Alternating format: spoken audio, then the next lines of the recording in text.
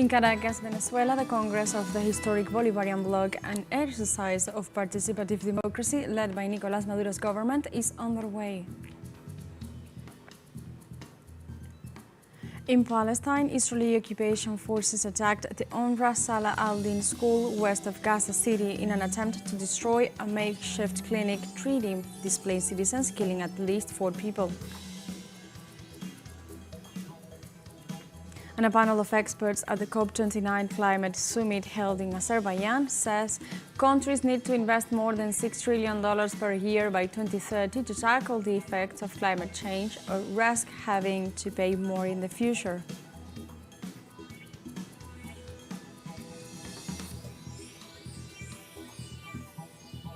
Hello and welcome to From the South. I'm Alejandra Garcia from TeleSUR studios in Caracas, Venezuela. We begin with the news. Stay with us.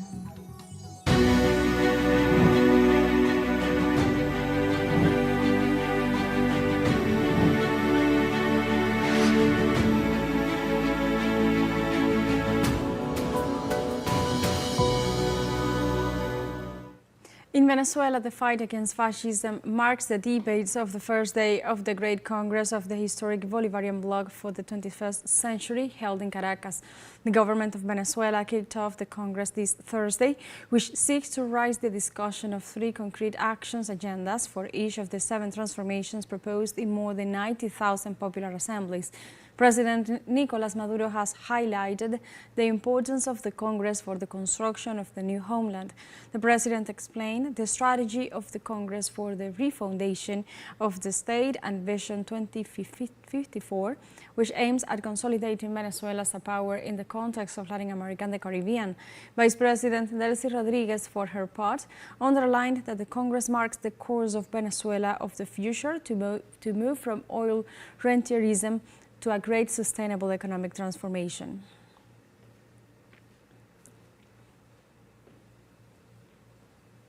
And to go deep into all the details and relevance of the Grand Congress of the historic Bolivarian bloc, we contact our correspondent Gladys Quesada. Hi, Gladys.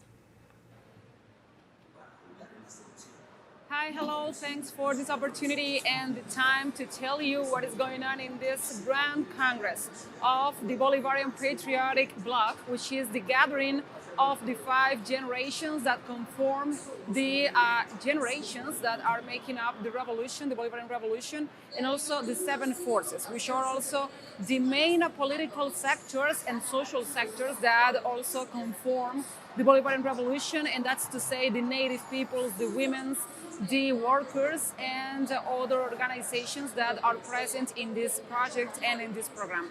I have to say this Congress is going to roll out for 3 days. Today is the first day. Tomorrow will be entirely aimed to discuss the proposals of the 6,000 delegates that came and gathered here today in Caracas, and also on Saturday there will be the closure of this Congress, and the proposals that rise from the discussions and the debates will be handed over to the President Nicolás Maduro Moros for his consideration and for the implementation of these suggestions from the 6,000 delegates, and to get it into force, okay, make the words into realities regarding the political and social projects of the Bolivarian Revolution. I have to say this gathering is crucial because it is the voices of the many grassroots organization members who gave their opinions in assemblies and in gatherings, and now those opinions and suggestions are coming to an end and are coming to fruition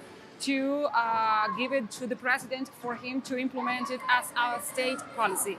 I have to say that today we had the initial remarks that were given by the Vice President Delcy Rodriguez Gomez, and she was saying something very interesting. She was referring to a concept named historical dignity, and that's a way to express continuity with the independentist and Bolivarian ideals and with the precepts of Simón Bolívar, the libertador of this homeland and also of Latin America. She was also referring to the need to kill the bourgeois model. That's to say, the capitalist, remains in the political system here in Venezuela, and how bureaucracy is killing the will of the people in the construction of socialism. Also, the president of the National Assembly, Jorge Rodriguez, who was also offering initial remarks, and he was referring to the need to combat, fascism, political expressions that are similar, and how to combat this kind of, backsets that are taking back the projects of the revolution. And Ricardo Menendez, the vice president of planning, he was also offering some remarks, giving the ideals that there is no revolutionary man that can be corrupt. So the fighting against corruption is crucial, is mandatory, and it's needed in the revolution. So those were the initial remarks. Those were intended to give some historical context. And afterwards, those delegates, the 6,000 delegates, were, they took several ways apart because they were gathering in 7 different working tables.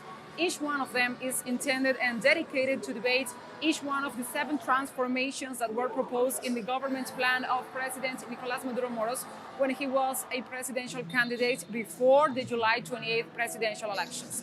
So other things that I want to say is that, for example, in the working table number 7, which is intended to discuss foreign policies and geopolitics, the leader of this debate was Ivan Gil, the Chancellor and Foreign Minister of Affairs, or the Minister of Foreign Affairs in Venezuela, and he was stating the importance of getting into CELAC and how to make CELAC a more resilient and a working bloc that can achieve other goals. Also, he was stating about the importance of BRICS, about the importance of solidarity, and the paramount importance of Africa as a new market and as a new political pole for Venezuela.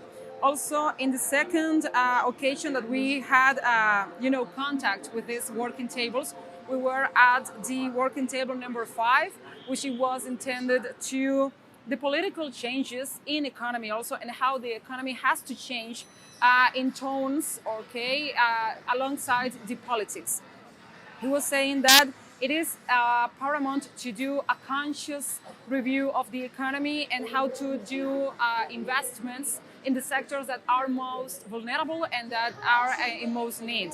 He also was saying that the popular will has to be in a programmatic agenda, not only in the words, not only on the streets, not only in unmaterial ways, but it has to be enhanced, it has to be enforced, because that's the way that the socialism is going to be constructed in Venezuela, following the model of popular will and popular governance, most of all. And other one of the tables that we had the opportunity to visit was the table number 5, I beg your pardon, number 2, and that was led by Edgar Valera, one of the leaders of the Science and Environmental Ministry, and he was stating that the importance of making good decisions in terms of mobility, transportation, well-being of the citizenship, and also how the urban spaces and the rural spaces, they have to go side by side in the development of the nation. Other tables are considering topics such as ecology, such as environmental protection, and other main issues that they are going to treat here. But those are, in big ways, the topics of today. Tomorrow, there will be a whole day of discussions. And as I was saying, those topics and those suggestions that arise from these discussions are going to be handed over for President Nicolás Maduro Moros afterwards. So this was, moreover, the first day of this Congress of the 5 generations and the 7 forces, which means a good way to enhance the 7 transformations. We will be reporting from here, from the center in La Carlota, here in Caracas. And this is all the information that I have for today. And now I'm giving the signal back to you. Thank you, Gladys, for all the information. We were listening to Gladys Quesada in the framework of the Grand Congress of the Historic Bolivarian Bloc that will take place in Caracas, Venezuela until November 14th. And in other information, Bolivia has accepted an invitation from Russia to become a partner country of the BRICS economic group, as informed by the Latin American nation's Foreign Minister Salinda Sosa Lunda. The minister made the announcement on Wednesday during an interview with the TASS news agency on the sidelines of the United Nations Climate Change Conference, COP29, taking place in Baku, Azerbaijan's capital. In this regard, Sosa Lunda stated they are really grateful for the invitation, adding that BRICS will be a space for many developing countries like Bolivia to have financial resources to be able to enter into a process of transformation of sustainable development in the face of the climate, economic and political crisis that the world is currently experiencing.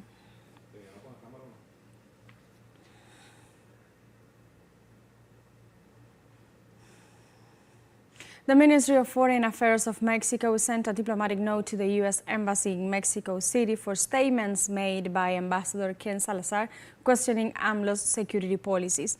Through a statement, the government of Mexico announced it had sent a diplomatic note to the U.S. Embassy in Mexico due to the statements made by Ambassador Ken Salazar in a press conference. Salazar had criticized the security measures implemented during the government of Andrés Manuel López Obrador. Salazar's statements come just days after Donald Trump's victory as president for the United States.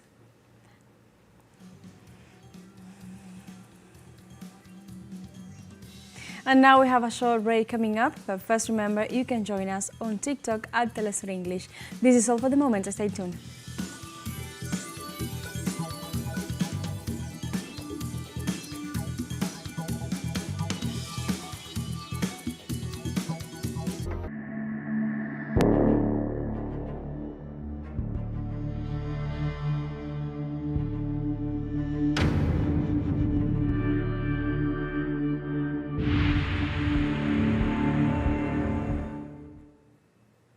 Welcome back.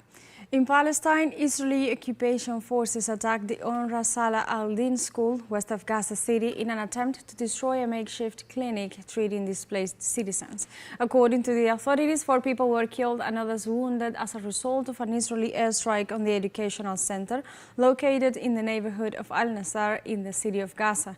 The school served as a medical clinic to treat people displaced by the genocidal conflict perpetrated by the Israeli regime since October last year. It should be noted that this attack adds to the countless bombings carried out by the Zionist army against Palestinian civilians as part of a genocidal plan that has left a balance of 43,736 dead and 103,370 wounded and more than 10,000 missing.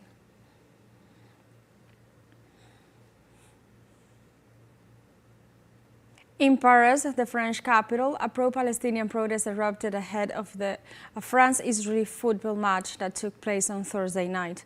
For the game, played at the Stade of France, police was deployed across the city with close to 4,000 officers and security staff covering the stadium grounds and another 1,500 policemen securing public transportation. The protest took place in Saint-Denis, the suburb north of Paris, where the stadium is located. Also during the match, spectators whistle over the Israeli national anthem to drown out the sound. The ramped-up security presence comes after a violent incident in the Netherlands surrounding the football match between Israel's Maccabi Tel Aviv and Ajax of Amsterdam, put authorities across Europe on high alert.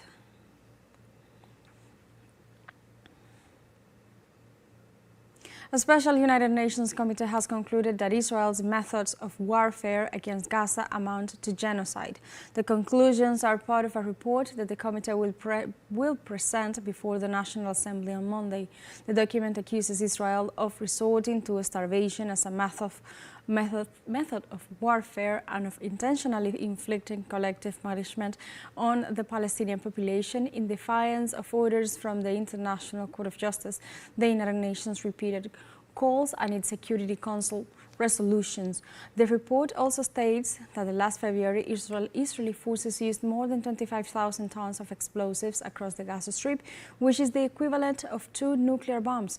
The U.S. State Department said Thursday that it disagrees with the resolution's conclusions.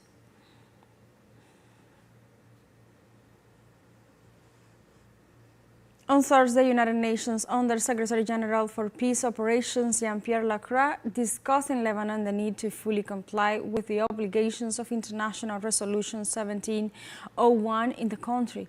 The United Nations official concluded a three-day visit to Lebanon, stressing that Security Council Resolution 1701 remains essential for stability in the nation. In meetings with senior officials, including Prime Minister Najib Mikati, Lebanese Army Commander Secretary General Joseph Aoun and others, he urged Lebanon and Israel to fully meet their obligations under the resolution. In addition, Lacroix visited UNIFIL bases and met with its personnel, including those injured in recent Israeli attacks, and thanked the 50 troop contributing countries supporting the mission of peacekeepers.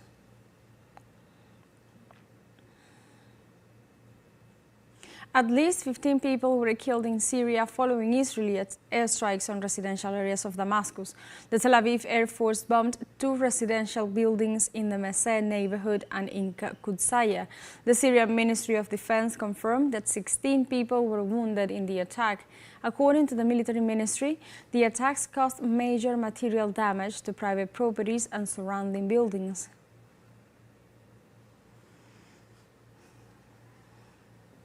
In Iran, during his latest press conference, the International Atomic Energy Agency chief Rafael Grossi warned about possible attacks to Iranian nuclear facilities.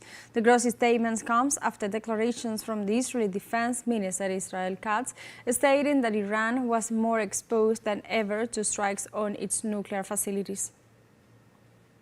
Say this with regards to Iran, and I say it also when I have to address. You may have seen me at the Security Council, at the UN Security Council, talking about the situation in Ukraine and in Russia.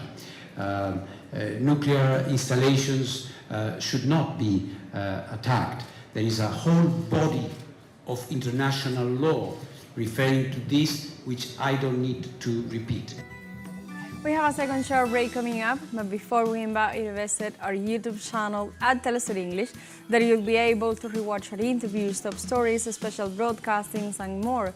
Hit the subscribe button and activate the notification bell to stay up to date on the world's most recent events. Find a short break, don't go away.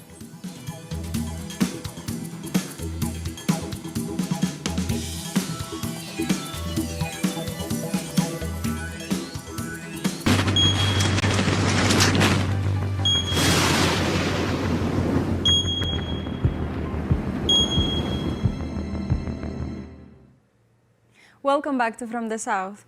A panel of experts at the COP29 Climate Summit held in Azerbaijan says countries need to invest more than $6 trillion per year by 2030 to tackle the effects of climate change or risk of having to pay more in the future. Climate finance is a central focus of the summit, whose success is likely to be judged on whether nations can agree to a new target for how much richer nations, development lenders and the private sector must provide each year to developing countries to finance climate action. According to the Organization for Economic Cooperation and Development, the previous goal of $100 billion per year, which expires in 2025, was met 2 years late in 2022, although much of it was in the form of loans rather than grants, something recipient countries said need to change.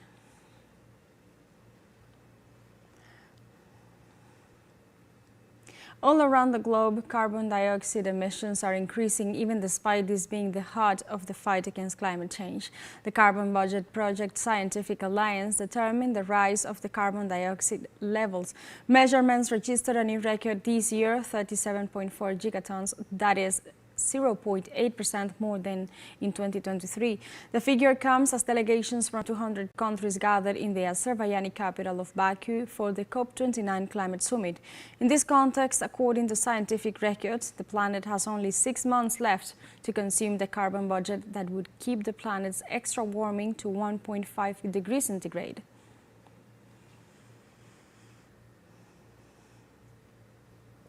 India's capital, New Delhi, has ordered all primary schools to cease in-person classes until further notice due to worsening air quality in the city. The government have also banned non-essential construction in the city and urged residents to avoid burning coal for heating. Other measures, such as sparkling water with dust suppressants on roads, as well as mechanized sweeping that would help settle dust, will come into effect from Friday morning. The air quality in northern India has deteriorated over the past week, with toxic smog obscuring India's famed Taj Mahal, about 220 kilometers from New Delhi, as well as Sikkim holiest shrine, the Golden Temple in Amritsar.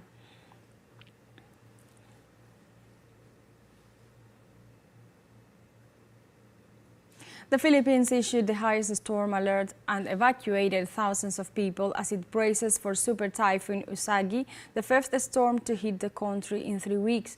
According to the National Weather Agency, Usagi is set to make landfall in the already storm-battered northern part of the main island of Luzon on Thursday, with packing sustained winds of up to 185 kilometers per hour. In this context, residents arrived at an evacuation center as the powerful typhoon approached Cagayan province. In addition, emergency workers and volunteers unloaded supplies at school turned into shelters.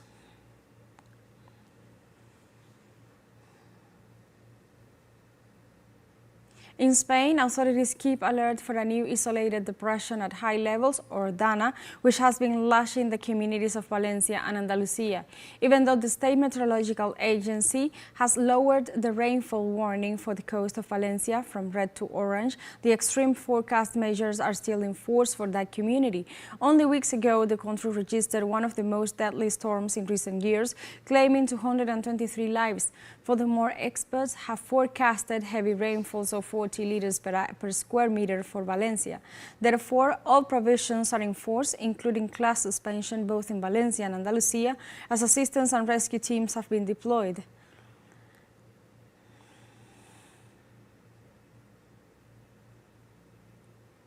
Scientists have found the largest coral in the world near the remote Solomon Islands in the Pacific Ocean. The organism, which has 183 meters circumference, is made up of a network of coral polyps, which are small individual creatures. The discovery was made in October by members of National Geographic's Pristine Seas team, a group of scientists working on board a research vessel in the Southwest Pacific Ocean. Unlike a reef, which is a network of many coral colonies, the newly discovered structure is a standalone coral that has grown uninterrupted for hundreds of years.